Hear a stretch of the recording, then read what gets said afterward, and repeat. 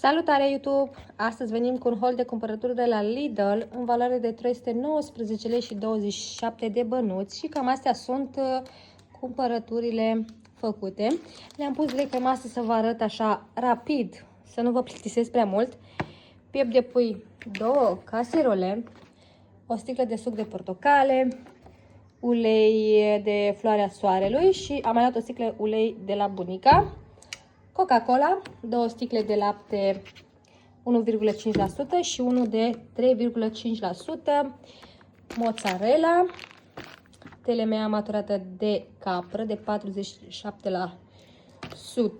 caserolă de ceafă de porc, un mix din ăsta de salată, un pachet de șervețele Sien, desert ăsta cu ciocolată, căpșuni, năud, un iaurt, un ardel, 2 cofrage de ouă. Aici avem